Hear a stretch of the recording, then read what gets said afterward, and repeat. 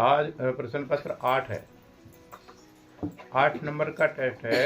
इसमें लगभग 60-70 सवाल पुराने ही हैं जो रिपीट हुए हैं। कम से कम 20 सवाल पिछले टेस्ट के भी हैं जो कल ही हुआ है। ठीक है भाई, तो इसमें नंबर अच्छे आने चाहिए, ऐसी उम्मीद है आपसे। पहला सवाल है, देखिए इससे घबराना नहीं है। जो चल रहा है प्रोसेस, दौड़ जो शुरू हो गई है, ये जो टेस्ट पेपर है क्या है, दौड़ है हमारी। जो सीरीज चल रही है डिफरेंट टाइप की, वो दौड़ है। और वो दौड़ तब तक चलेगी जब तक हमें मंजिल ना मिल जाए। ओके, तब तक दौड़ना है लगातार, तब तक हमें मंजिल ना मिल जाए। जहां हम जाना चाहते हैं वहां पहुंच जाए, उसके बाद आप ये दौड़ स्टॉप।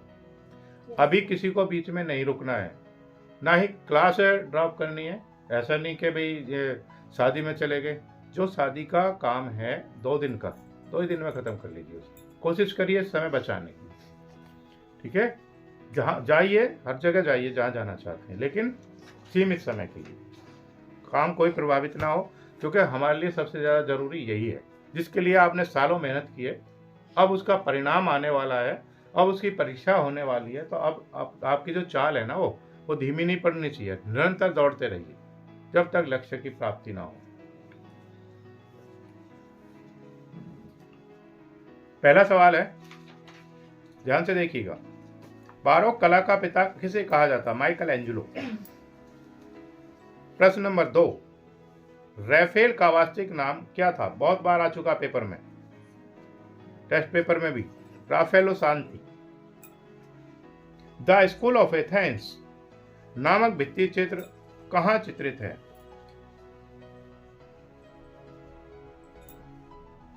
Vatican city.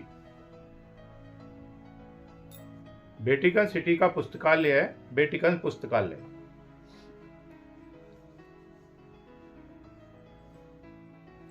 जिसको एपोस्टोलिक पैलेस भी बोलते हैं। एपोस्टोलिक पैलेस, एपोस्टोलिक पैलेस भी इसे बोलते हैं।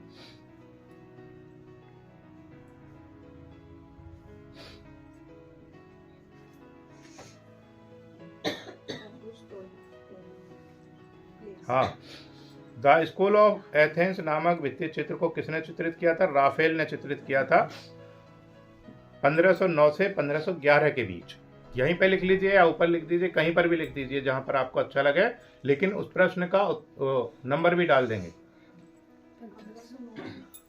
1509 से 1511 के बीच चित्रित किया था। और इसकी राफेल की सबसे प्रसिद्ध कृति रही है, सबसे प्रसिद्ध कृतियों में से एक कह सकते हैं। इनके अलावा और भी कई कलाकार थे जिन्होंने इसमें काम किया था। वेटिकन सिटी में स्कूल ऑफ एथेंस, इनके अलावा जो भित्ति और भी बने होंगे वहाँ पर, और भी कई कलाकार थे, आप लिख सकते हैं उनके नाम। प्लेटो भी थे, अरस्तु,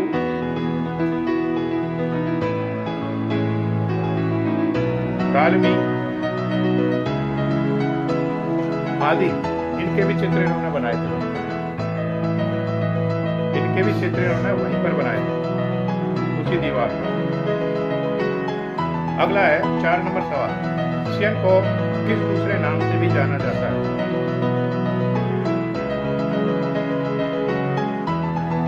सियन को किस नाम से जानते हैं? तिजियानो बेथेलियो। तिजियानो बेथेलियो। इस तरीके का वैसा सवाल आता नहीं है, लेकिन आकर्षण बढ़ाते हैं पेपर का। मैरिज ऑफ एटकाना नामक कृति किसकी है? पाउलो वेरोनीज। यह कौन से 2 भाई हैं जिन्हें तेज चित्रण पद्धति का आविष्कार करना कहा जाता है? ये 100% आने वाला सवाल है। ठीक है, लिख लीजिए। ये बहुत बार पढ़ चुके हैं, बहुत बार आ भी चुका है। वान आइक बंदूक, या जॉन आर्नवाइट, या एडवर्ड वान आइक, या आइक बंदूक। कोई भी कुछ भी लिखना सही करेगा इनमें से। ईसा का जन्म किसकी रचना है? कैरेवेजियो।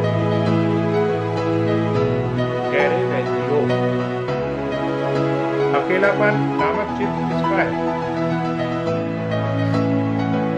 ड्यूरर का है।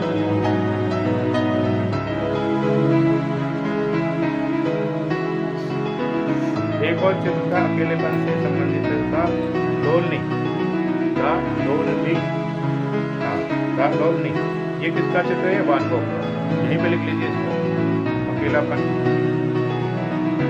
ड्यूरर का हो गया द लोनली वन, जो हो गया वान गॉग का। बालों का अद्वितीय अंकन करने वाला कलाकार कौन सा? पहले आ चुका है ड्यूरर। एल ग्रेको का वास्तविक नाम क्या था? डोमेनिको थियोटोकोपोलस।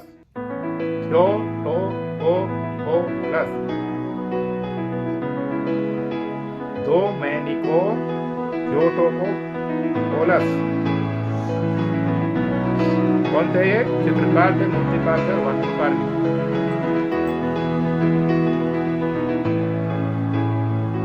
ग्यारह नंबर सवाल है, एल ग्रेको कहाँ पैदा हुए थे? ये क्रीट में पैदा हुए। क्रीट, इसे क्रेटो भी बोलते हैं, क्रेटो ग्रीस। 1541 में पैदा हुए। क्रेटो ग्रीस में 1541। राफेल का गुरु कौन था?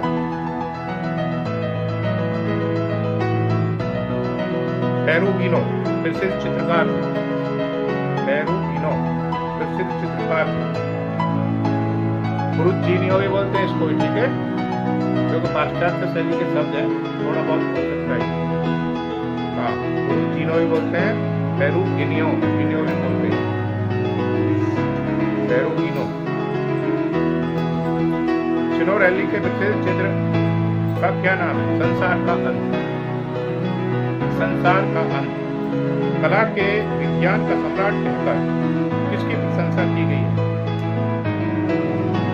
पाओलो उच्चेलो। अगर पाओलो उच्चेलो नहीं है उसमें, तो लियोनार्डो दा विंची को भी कहा जाता है कला के विज्ञान का सम्राट, क्योंकि उन्होंने भी क्या करा था? पहले ही हवाई जहाज बनने से पहले ही बिना बता दिया था लोगों को, चित्र बना करके कि एक समय ऐसा आएगा कि जैसे पक्षी उड़ते वैसे उड़े, ऐसे यंत्र चल जाएंगे, उनमें बैठ करके व्यक्ति कहीं भी जा सकते। तो इनको भी कहते हैं, विंची को, लियोनार्डो दा विंची को भी कहते हैं, क्या कहते हैं? विज्ञान का सम्राट। क्योंकि क्या थे? वैज्ञानिक भी तो थे। तो ये ध्यान रखेंगे, अगर पाओलो उच्चेलो नहीं आता तो अगर विंची है तो फिर उसको भी ठीक कर देंगे। नींबू, नारंगी तथा गुलाब इसकी कृतियां हैं? Gerbera, Francisco de gerbera. रेम्ब्रांड की एक कृति रात्रि के प्रहरी का आकार क्या है?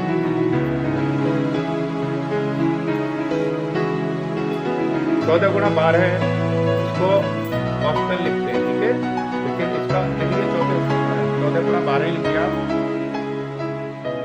300 इसके सामने लिख दीजिए 363x437 सेंटीमीटर। 363x437 centimetre. अब इसका जो वास्तविक साइज है वो लिख लीजिए 11.11। 11.11 को क्या मान लिया?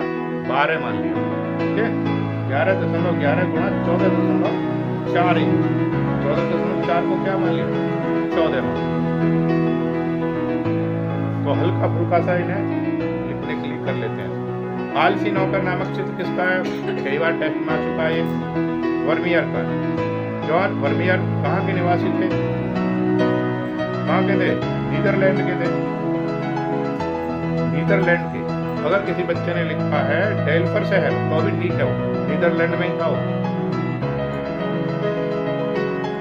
डच चित्रकार थे, डच। और किसका चित्रण करते थे? जेनर चित्र बनाते। जेनर को इसको कहते हैं मोनिका। जेनर, मोनिका इसको कहते हैं जेनर। द सामान्य जनजीवन में जेनर में भी किसके बनाते थे, ये महिलाओं की सीरीज बनाते थे। महिला कैसे काम करती हुई, हाट जाती हुई, कपड़े खरीदती हुई, बुनाई करती हुई, मछली पकड़ती हुई, इस तरीके की इन्होंने सीरीज बनाई महिलाओं को लेकर के ज्यादा। और महिलाएं भी कैसी, जो जेनर कार्य इसको कहते हैं जन सामान्य से संबंधित कहते हैं। तो ऐसे कार्य होते हैं, जैसे वाले खेत बजाते हैं, टोकरी बनाते हैं, इस तरीके से हाँ फल बेचती है। फैशनेबल विषयों के अनेक चित्र किसने बनाए, बात्ते ने, जॉन आंतवान बात्ते ने, पूरा नाम है जॉन आंतवान बात्ते ने। जोशुआ रोनाल्ड कहाँ का चित्रकार था, इंग्लैंड का। इंग्लैंड के सम्राट द्वारा नाइट की उपाधि किसे प्रदान की गई, जोशुआ रेनाल्ड्स। निम्नलिखित में से कौन सा कलाकार अविवाहित रहा, जोशुआ रेनाल्ड्स। किस कलाकार की मां फूलों की चित्रकार थी, पहला आ चुका है सवाल। ऑक्सफोर्ड की रानी नामक सर्वोत्तम कृति किसकी है, जॉन हॉपनर। एंजेलिका काफमैन कहाँ की प्रसिद्ध महिला कलाकार, इंग्लैंड। एंजेलिका काफमैन सज्जा के अतिरिक्त किसमें निपुण थी, संगीत में। आधुनिक कला के महान जन्मदाताओं में से एक का नाम बताओ, राजा रवि वर्मा अवनींद्रनाथ टैगोर, दोनों को ही लिखो। गोया का जन्म कहाँ वह कब हुआ था, स्पेन में हुआ था 30 मार्च 1746 में। 30 मार्च 1746 में।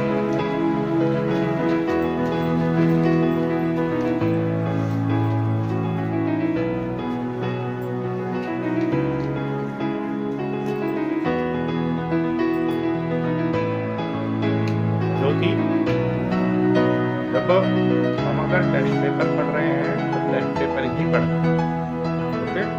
हम ये सोच करके कभी परेशान नहीं होंगे, आप सभी के लिए हो गए, ये सोच करके नहीं परेशान होंगे कल क्या होगा, बल्कि हमारे मन में कल की चिंता छोड़ करके क्या होनी चाहिए, उत्सुकता होनी चाहिए।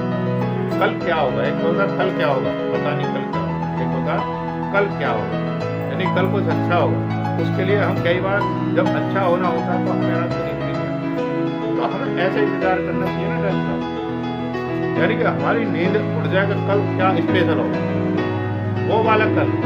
अगर आपके मन में यहाँ बाहर रख लिया तब सोचा कल क्या होगा, तो फिर आप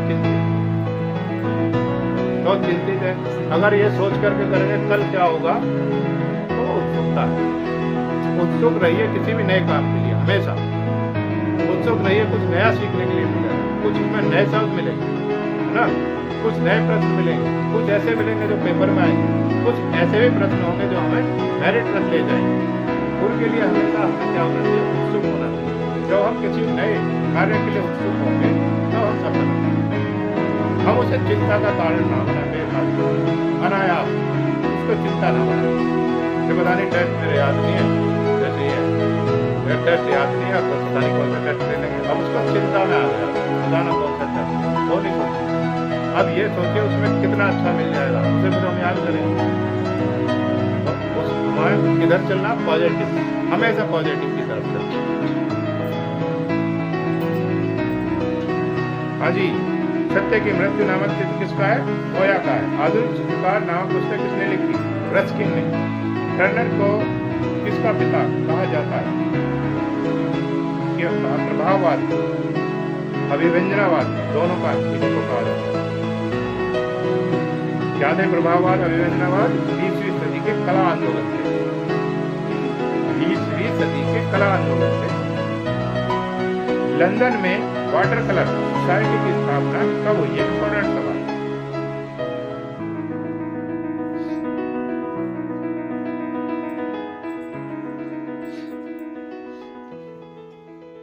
हाँ, 1804 में हुई थी। Royal institute of painters in water colour की स्थापना, ये भी सवाल है, इसी से संबंधित है, ऐसा ही है। ठीक है, दोनों में थोड़ा सा ही अंतर है। Royal institute of painters in water colour की स्थापना 1885।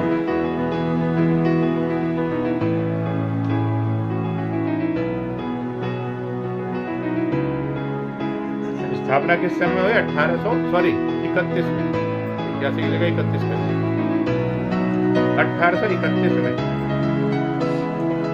और 1883 में क्या हुआ था? इनको रॉयल इंस्टीट्यूट का खिताब दिया गया। रॉयल इंस्टीट्यूट का खिताब दिया गया।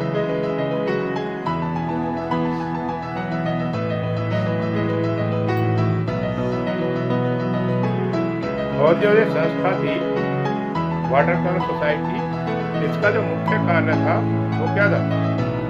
कला का प्रचार प्रसार करना। पूरे तरीके से उसी के लिए समर्पित थी, उसको यही करना होता। ठीक है भाई।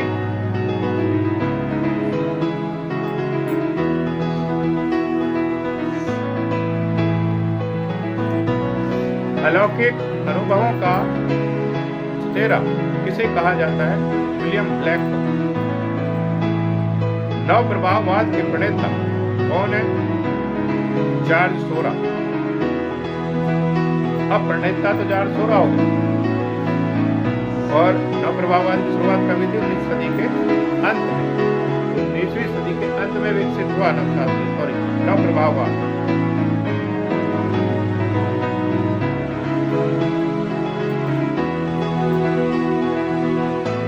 प्रणेता कौन है? जॉर्ज सोरा। अब इनके साथ जो टीम थी उसके नाम भी लिख लीजिए। इनके अलावा भी तो कलाकार होते हैं, एक ही कलाकार थोड़ी लेकर चल रहे हैं आंदोलन को। उनके अन्य देश में नेपाल से जान, वान गॉग, पाल गॉगवेन,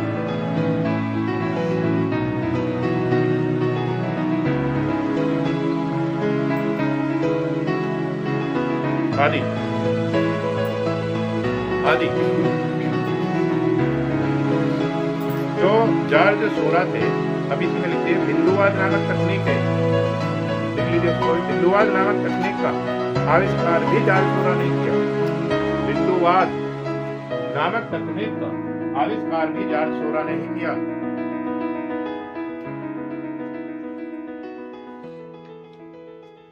बिंदुवाद में क्या होगा?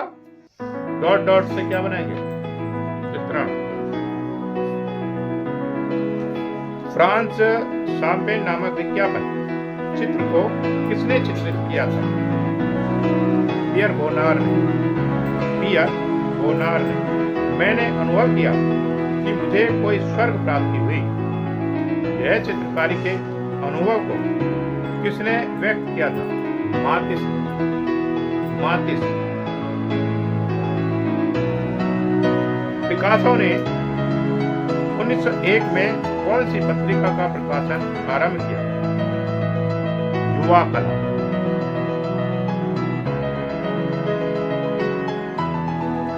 युवा कला या आर्ट जॉवेन। Art JOVEN। आर्ट जॉवेन।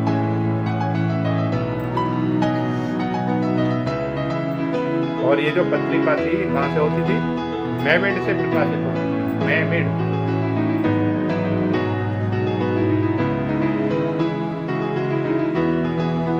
उस समय चली थी अलग। ठीक है, कुछ समय चली थी, उसके बाद ये